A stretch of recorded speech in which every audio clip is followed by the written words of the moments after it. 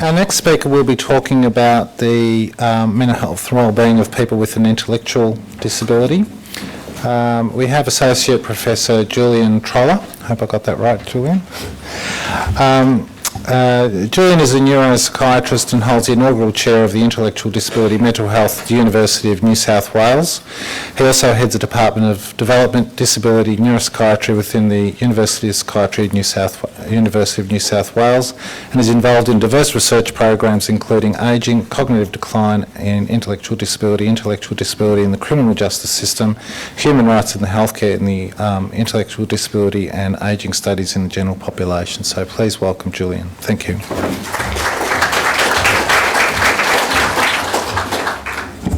Thank you for that warm introduction, and it's a pleasure to be here today. Apologies if you've heard this talk before or a version of it, so there's some repeat. And fortunately, I'm not talking about research at all today, so I'm not likely to bore you. Just some disclosures. It's really important that we start presentations in this context with disclosures. This is my first disclosure. I don't normally look like this, but I'd love you to put a smile on my moustache this November.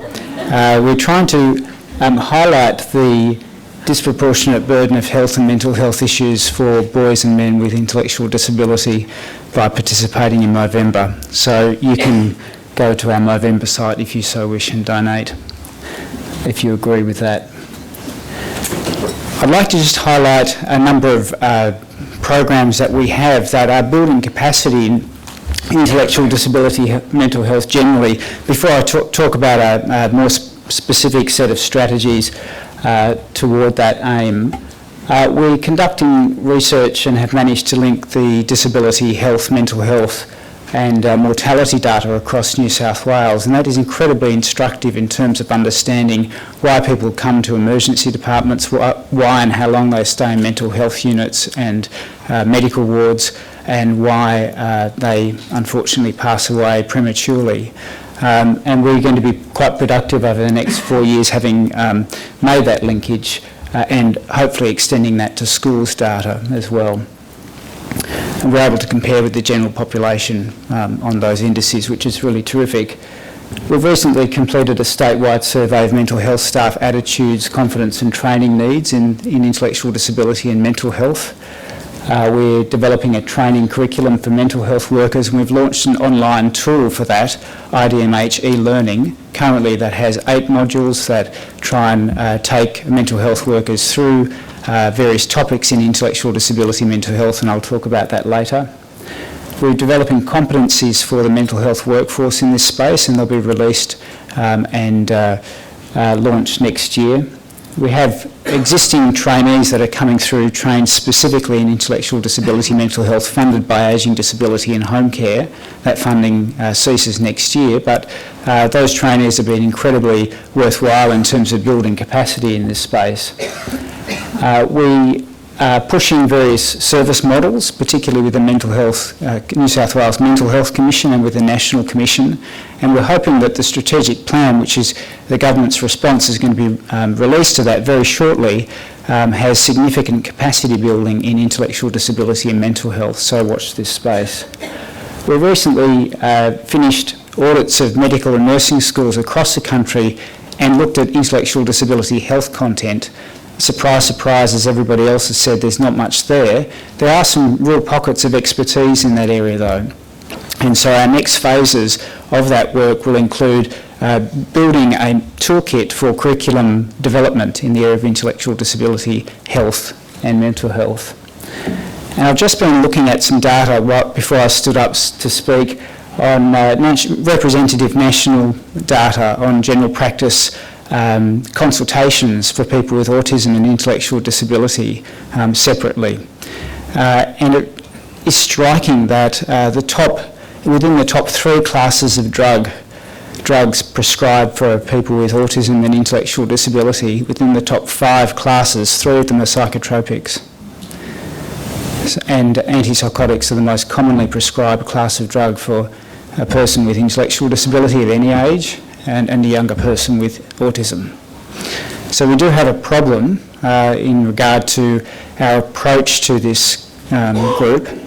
And we have not only just a concern about the prescribing, but also about the health consequences of prescribing, because this is a group with significant health disadvantage, and a lot of the medications that are used, unfortunately, carry with them significant burden in terms of cardiovascular and metabolic burden.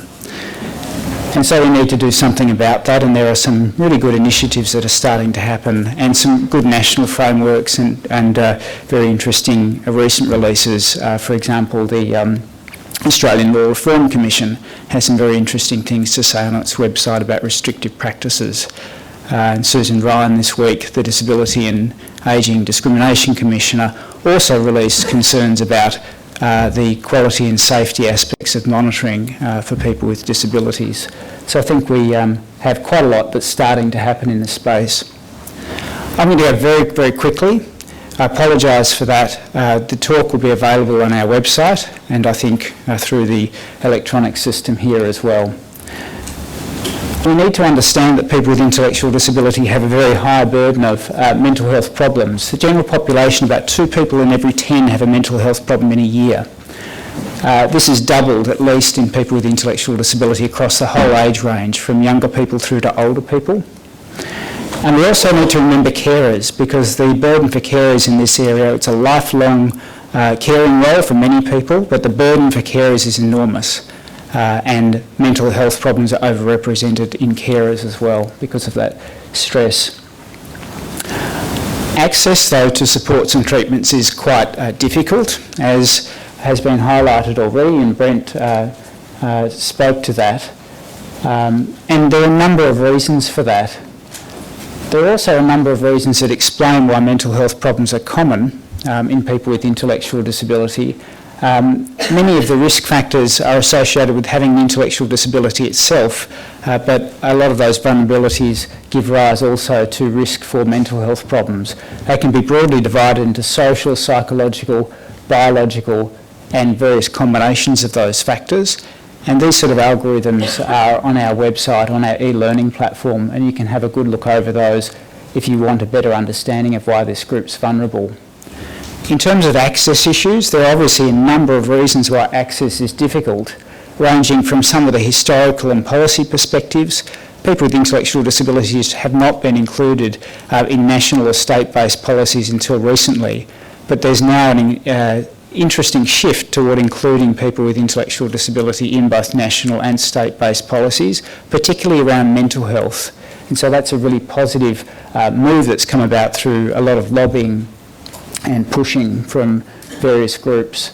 There's this historical separation of our funding lines, which I think has created a problem. And there's been a really incredible reframing of disability, which I think has been a wonderful thing, and it has meant that lives have been enhanced significantly and social participation has improved with the demedicalisation of disability. But what we've done in that process is we've lost the medical capacity along the way, so that medical staff, nursing staff, staff in the health sector now don't see this as their business. They don't get any training or instruction when they're young to form the right attitudes and approaches to people with intellectual disability, and they get nothing in terms of their professional development. And so we've really got to bring those elements back in and get over this sort of conceptual issue that it's not a health or mental health problem. So how do we improve things? We talk a lot about problems, but we really need to move to a solution-focused approach. I think we need a really big vision. And the big vision is here: a high sustainable standard of mental health and wellbeing for people with intellectual disability. We need a mission to improve mental health policy and practice, and we need a set of guiding principles. And I've outlined the guiding principles that are from our national guide that was released this year, that you can download from our website for free, or you can pay for a hard copy if you wish, and I'll talk a little bit about that. But we have a clear set of principles that have been arrived at through consultation. The key components, I think, of doing this type of work are firstly ensuring that people are adapting their clinical approach and have the know-how to do that. And that requires reasonable adjustments in clinical practice, good communication, decision-making and an appropriate proxy decision-making framework, and the ability to work with families and carers, which should be second nature to mental health staff. We need to improve access to mental health services, and we need to make sure that mental health services appreciate that they have a duty to ensure people have timely access to quality mental health services. So there should be no wrong door, and there should be no exclusion on the basis of having an intellectual disability. We need to make sure the mainstream understand that that's part of their role. Up until now, mainstream has very much thought, no, that's the role of a disability service provider, not mental health. We need to make sure that there is access to specialised intellectual disability mental health services, and these are very limited, but some do exist, and there's some funding put in certainly to development of further services in New South Wales, and there are some other initiatives nationally, and I can show you, if you want to read what's happening in the space, where to find that information. We need to identify really good clinical pathways within local services. So unless you have a real clear map of what's happening locally, what capacity there is in the specialty or tertiary sector, what capacity there is in your private sector, because much of mental health needs are met in the private sector, and who are the general practitioners with interest in this area, because primary care is one of the keys, then you won't have the complete picture and the capacity to cross-refer and to harness the right kind of supports. We need training. Clearly this is a major issue, and one of my concerns about the change in provisions under the NDIS is that currently government-based services have within them hubs that undertake significant capacity building, training, scrutiny of quality and safety, and so on. Clinical innovation and governance within CIG is one in New South Wales. Brent is representing Victoria's equivalent. But we also need to have a focus on training of health staff. And here I put up some ideas for that. We need to make sure we have really strong interagency pathways and partnerships, and there are some good models for that. There's a memorandum of understanding between health and disability services in New South Wales. It's a useful template for that kind of interagency practice. But we need to begin to expand that to make sure that big non-government service providers who are relevant in this space are brought into that framework and are willing to say, yes, we agree to sign on and endorse the framework and the way we operate is in a true partnership model. And we need to collect data. We need to collect this and analyse it. And I prefer a public reporting system like they have in the UK with the UK Health Observatory, publicly reporting access for people with disabilities to health services and setting clear targets for that to occur.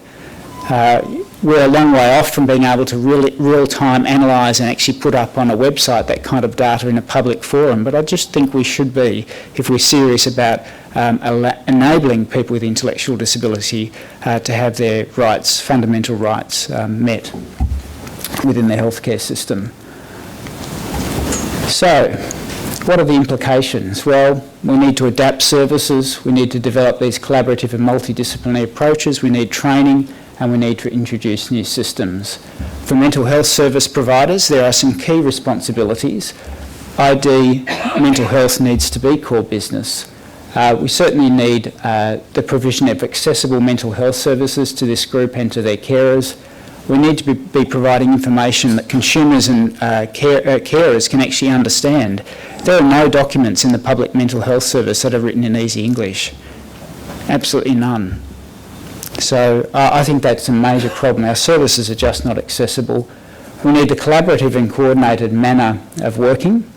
We need to support the recovery-oriented focus as far as is feasible for people with intellectual disability and ensure linkage to the person's primary health care practitioner and ensure that's a really solid one.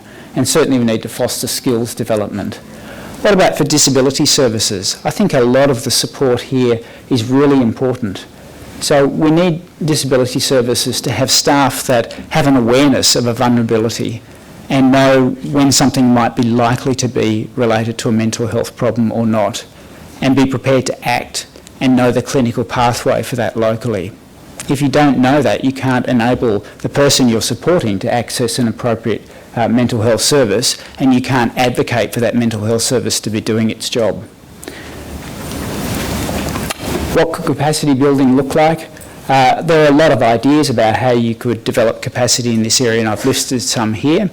And some projects around some of those issues are showcased on our website, so I'll allow you to look at that.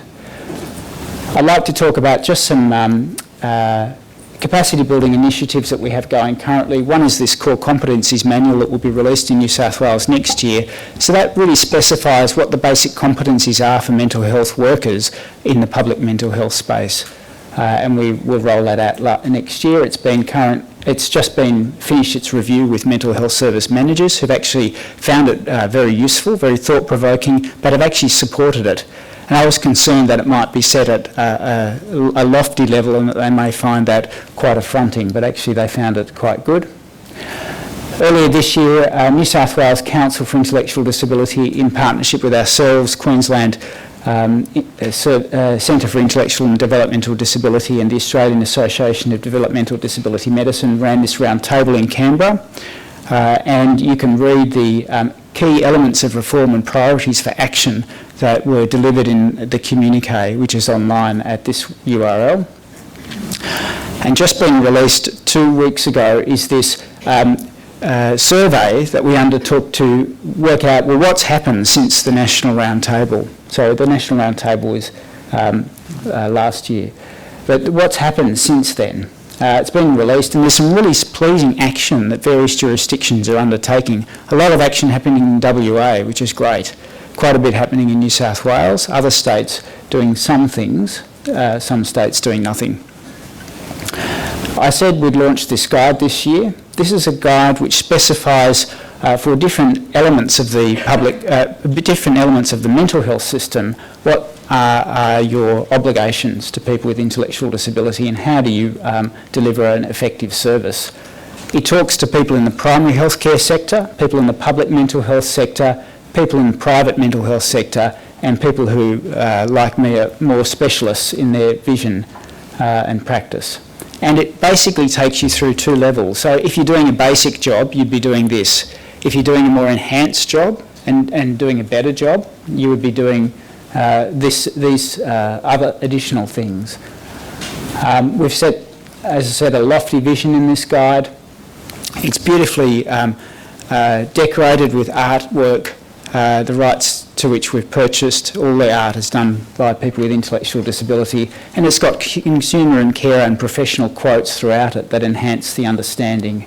It takes you through what are the basics of intellectual disability, mental health, the relationship between intellectual disability and mental health problems, guiding principles of service approaches, key components of service delivery, and the implications for the different levels of the health system. And so I'd commend this to you. It's got a really good array of resources in the back that you can just click on electronically on the PDF, which help you if you're trying to build capacity in this area. So please feel free to have a look at that. This is what we've launched as well last year. So it's a learning platform, and I think importantly, we've got 5 modules that are being launched either next month or in January on interagency work, on emergency and crisis presentations for people with intellectual disability, on legal and ethical issues, on challenging behaviour, and our first module for carers, introducing them to intellectual disability mental health. And that complements the existing 8 modules that are all designed for mental health workers so far. We have funding next year to develop modules for disability service workers, so we'll be getting on with that. And if you'd like to have a look and register, there's 6,000 users of that site already. It has received very positive feedback. It's quite interactive. You can engage as lightly or as deeply as you wish with it. So in summary, people with intellectual disability do require timely access to effective mental health services. Currently, access is really limited. We know what the barriers are, and there are some things that are being done that should help improve access. But unless we all share that same vision, and unless that vision is enabled within disability services and within health services, we won't get very far. We also need to remember, from the point of view of consumers and carers, the enabling that needs to happen there. If you equip a carer or a consumer with detailed information about what they should expect, reasonably expect, of a mental health service in terms of access and service provision. That's a powerful thing to do. And so what I would like to do, having launched the guide, is to develop a suite of resources that allow a consumer and carer to understand what the basic care and support they should expect from a mental health service, and what basic attitudes and approaches they should expect from mental health staff. I would also like to develop, and I don't have funding for this, but I'd also like to develop a toolkit for providers and service directors to self-audit their practice in this area. Now, unfortunately, the Commonwealth stopped short of funding those extra components. They're happy to fund the text of the guide, but unfortunately didn't fund the production of the guide or the next steps that need to occur because of the budget crisis. So if you've got any bright ideas about funding for those kind of things, which I think take a document which looks lovely into the next phase of actually being a very useful tool, then please let me know. This is some of our staff on a windy day recently. They're a delightful bunch. They work at the university not because it pays well, but because they're really passionate about the area. They could all earn a far better salary in the public health sector or the private sector, but they're there because they're passionate. This is what our website looks like, and you can learn more about the projects there. Just an advertisement, we currently have 3 PhD scholarships. If you know anyone interested in a PhD in adults living with autism, or a PhD in the data linkage and interrogation of health and mental health outcomes for people with intellectual disability, or a PhD in mental health policy, looking at critiquing existing policies and taking them to the next step for really including people with disabilities in them, please let me know. Please circulate, or feel free to circulate that information. And some proper acknowledgements and declarations here. These are our funding sources. And I'm really appreciative of the vision of Ageing, Disability and Home Care, who funded my position 5 years ago to build capacity in this space. And it's truly visionary that someone from outside the health service should fund something that actually delivers directly to the health service.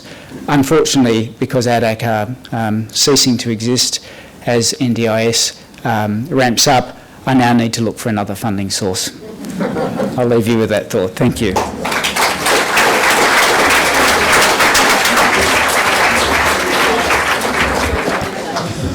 Okay, we have 5 minutes for questions. Question at the front there. Oh, hello. My name's Helen Lyons. I'm from the Richmond Fellowship of Western Australia. Got two questions. One is, from the perspective of mental health services, I just think these guides are absolutely brilliant. Well done. Is there work being done in the other areas of disability to equip mental health services and workers to work with people with multiple disability? My first question, and particularly acquired brain injury. Second question is, without question, public mental health services, they're organisations with statutory obligations under, state mental health legislation. To what extent is there advice in your work about discernment for mental health services about the capacity for mental health services to bring people under the mental health legislation that's in each state, particularly in relation to involuntary treatment? That's one of the big areas that excludes people with multiple disabilities from access to mental health services, as far as I'm aware, in Western Australia, in terms of treatment for, areas where people are maybe incapable because of what's going on for them, making decisions. Unfortunately, I'm the wrong person to ask about broadly how people with disabilities are incorporated into mental health services. I've worked in mental health services for 25 years or something, and I've seen it as a problem area, but it's not one I'm specifically addressing. I'm specifically addressing intellectual disability. I come from clinical background in a range of cognitive disorders. So I've seen it done very poorly with people with acquired brain injury, and I certainly know that neuropsychiatric cluster really have very high rates of mental health problems and often high rates of quite significant behavioural disturbance and fragmentation from services. Often people who are difficult to engage find it, the space difficult, and so it is a major problem.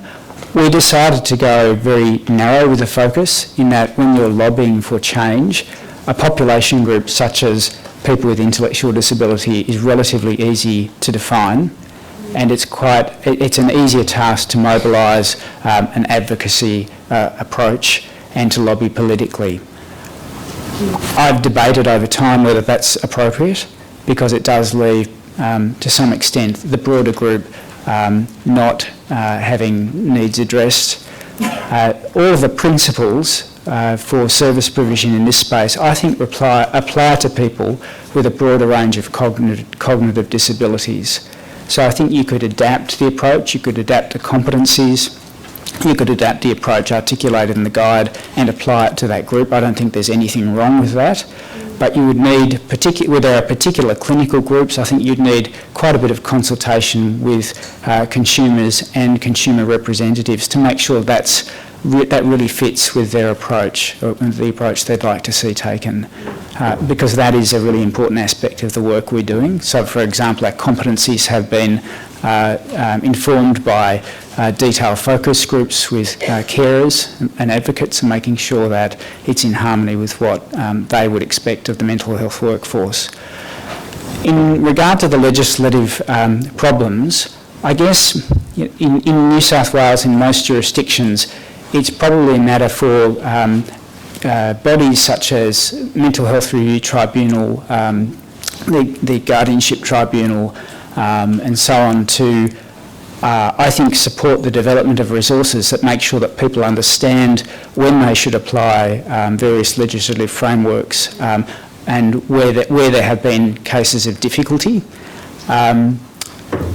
We are trying to bring in some aspects of the data from those agencies into the data linkage to see whether some of the groups look different to the general population or the group with intellectual disability as a whole.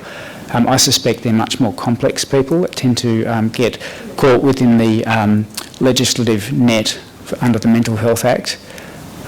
Locally, I think something that's needed is the ability to consult with someone who knows the territory. So often I'll get calls about particular cases and we'll brainstorm what to do and what is appropriate and what's not under the Mental Health Act or different legislations.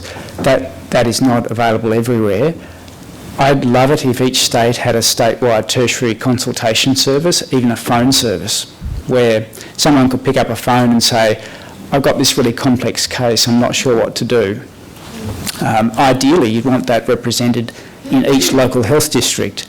We once had funded a clinical coordinator for intellectual disability mental health services who did a great job across our whole local health district, would field inquiries, would go to an emergency department when there was a person with intellectual disability there, and made a huge difference. He'd worked in disability services, he'd worked in mental health services, he knew everybody and he knew all the connections or how to form the connections between the different parts of the service system. So having a person like that on the ground, I think, is ideal as a way around the difficulty of knowing what to do in any given case.